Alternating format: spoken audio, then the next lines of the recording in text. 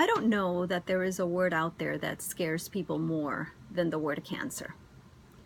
And even more so when it is a loved one who is diagnosed with it, or even them themselves. So let's talk a little bit about that, because one of the things that people are told when they face cancer is take a lot of antioxidants because they're very good for you. And that is very true, because antioxidants actually go and help stabilize free radicals in your body. And free radicals in your body, when you have too many of them, they actually damage the cell and cause cancer cells. Easily said, easily put. So the idea is take a lot of antioxidants. Well, once a person who is battling cancer decides to take chemotherapy or radiation, they're going to ask their doctor, is it okay if I continue to take antioxidants? And the majority of the doctors will say no. Simply put, the consensus is do not take antioxidants if you are taking chemotherapy drugs or radiation therapy. Now, let's understand why the medical profession says that. The medical profession says that because they understand that chemotherapy comes into the body, these drugs, and radiation therapy comes into the body. And the reason they attack cancer and kill it is because these two methods of addressing cancer actually create a great deal of free radicals in the body. Now that's odd, because we've been trying to fight free radicals in order to avoid cancer.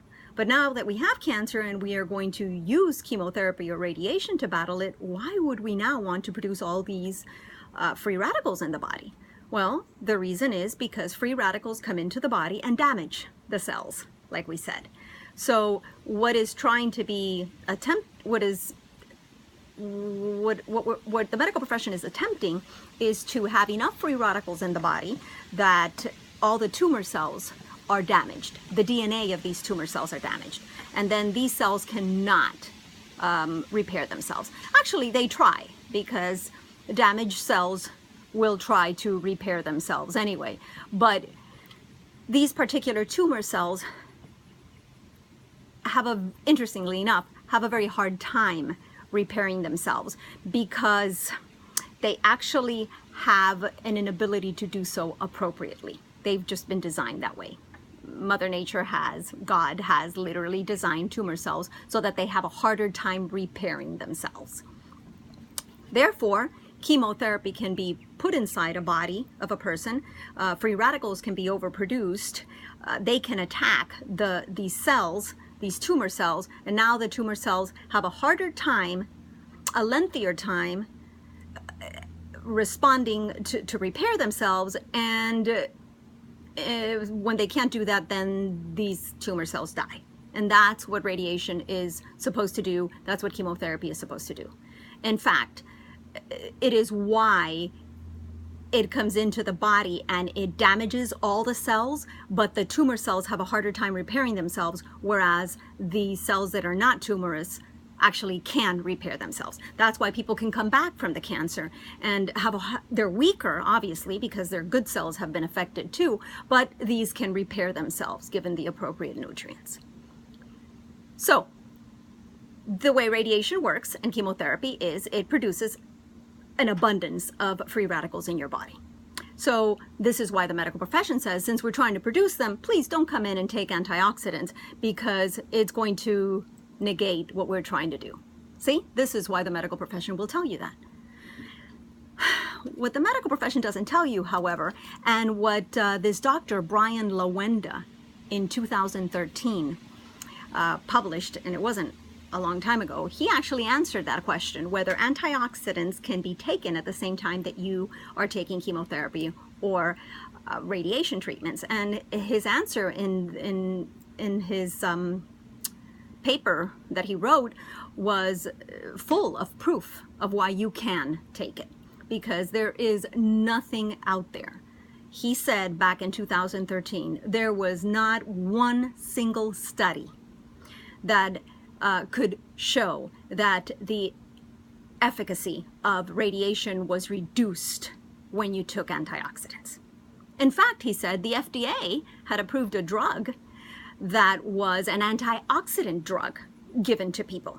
So he thought, Dr. Lawenda, that it was very ironic that the doctors are saying, hey, don't take antioxidants, weak antioxidants, so to speak, because we're talking about vitamin C, vitamin E, green tea, things that are much weaker than a potent antioxidant drug. So don't take these antioxidants, but here's a potent drug, antioxidant drug that we're going to give you while you take chemotherapy because we believe it'll help you.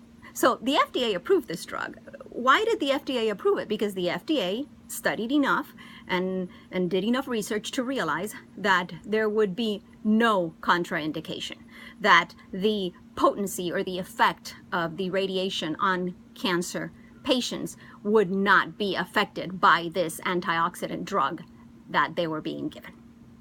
So when you have this information in front of you, what will your decision be regarding taking antioxidants or not? Because at the end of the day, our health is in our hands. We don't put it in the hands of the medical profession because we want to be informed. We want to have this knowledge that will allow us to make wise decisions regarding our health. So always be aware. That's what these videos are for. They're to inform you that there are articles out there. There's information out there that if you make the time to search for it, you will find. Now, does the medical profession want to push more medication than antioxidants or than natural things? Yes. And so will you find more articles on that than not? Yes. So it does take some time and effort, but there have been books written. There are articles out there that will always give you both sides of the story so that now, as a person who faces cancer or as someone who might in the future, because who knows who of us will or will not, as a person who faces or will face in the future cancer, we now have information with all this that'll help us to make an informed decision. And now we're not making it because the doctor said or because the oncologist said, I have to do it this way, but now we have knowledge that empowers us to make wise decisions. Now you have knowledge that tells you, wow, hey, maybe I can take antioxidants and at the same time take radiation and at the same time take chemotherapy if that's what I choose to do. So when I talk about these Soul Naturals products and I talk about Soul Vital and I talk about Renew and Excel, which are very high in antioxidants, and you are concerned as somebody who is now facing this diagnosis of cancer and you're wondering whether you should take it or not, when you make that decision, because it is yours to make, no one can tell you what to take or not to take, base it on information such as this that'll help you to make a wise decision regarding your health. This article that this Dr. Brian Lawenda did also actually went in depth into the studies that he did to prove that what he was arguing was true. And so it's very interesting. Look him up, Brian Lawenda, Lawenda, and you will have more information at your fingertips to actually be able to make a wise and informed decision on this.